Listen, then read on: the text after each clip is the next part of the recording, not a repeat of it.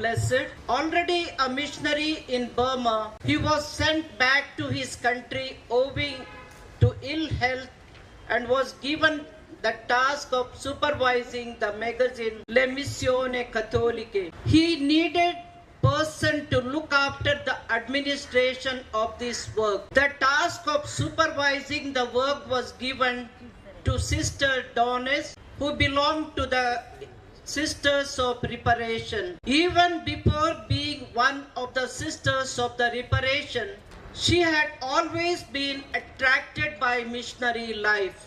Towards the end of 1917, Sister Donis talks to Father Manna about a sisters' congregation parallel to the Foreign Mission Institute, which could collaborate in its missionary work. Father Manna listened to her and then said, "If this institute were founded, would you be ready to join?"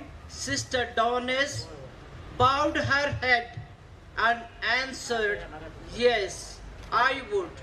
Father Manna, after a moment of silence, said with a smile, "I had never dreamed I would one day be the founder of an institute. Let us be holy and spread the works of our God."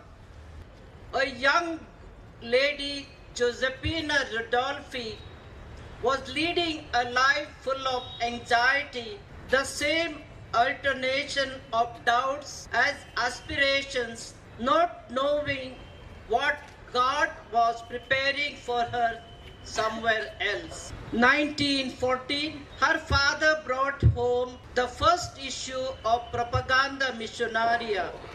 Reading the title, Propaganda Missionaria, was something like a sudden ray of sun penetrating in a dark room.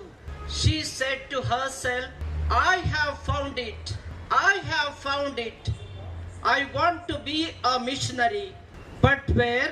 She was thinking of the great number of the religious congregation, hoping to find the one which could satisfy her great aspiration.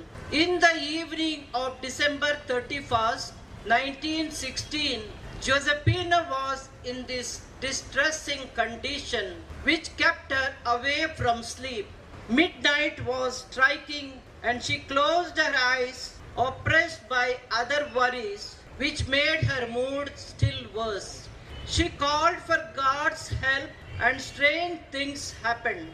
She had the feeling of seeing an endless field and a sweet and majestic figure of a sower who was sowing with a sure, generous and regular bearing. The seeds fell so far away that she could not see where they went. She opened her eyes, hoping to catch the glimpse of the marvelous figure of the sower, but she could see nothing.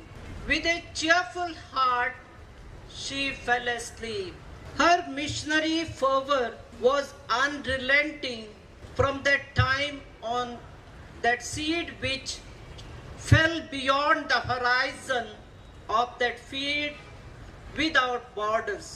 That sublime figure of the sower come to her mind repeatedly with an unceasing torture. Great is the harvest, but few are the workers. Great is the harvest, but few are the workers. You must be a missionary. You must be a missionary. There was the suggestion that an institute of missionary sisters affiliated to the PMA should be established, one which could meet the ever-increasing demand for religious women to cooperate with the missionary work. In 1934, Monsignor Lorenzo Maria Balconi became the new Superior General, succeeding Father Manna. Father Manna explained to the Superior General, His Excellency Monsignor Lorenzo Maria Balconi, all that had been previously done. on the project of starting the Institute of Missionary Sisters. Monsignor instructed him to continue in this understanding. The time had come for the eagerly awaited annual Missionary Congress of the PME, in which His Excellence Monsignor Balconi officially informed the friends who are still aspiring to join the hopeful initiative. A new congregation of women was taking root, the Missionary Sisters of the PME. Enthusiastic applause welcomed the very important news. The fine gift of the 11th Missionary Congress will never be forgotten. The PME will mark September 20th, 1936 in the golden list of its records. With deep concentration, Sister Dones and Josephina Rodolfi knelt down in private. After saying the Holy Rosary, they recited the act of consecration to the Immaculate Virgin, Queen of the Apostles. That was the humble beginning of our institute. I want to be a missionary, said Mother Igilda. If God wants, it will be done, said Mother Dones. Let us be holy and spread the works of our God, said Blessed Paolo Manna. All that I have, I give to you, said Monsignor Maria Balconi. Thy kingdom come is our motto, meaning the kingdom within and without. Jesus the sower and the seed is your set model for us, making him the sower and the seed the root of our spirituality.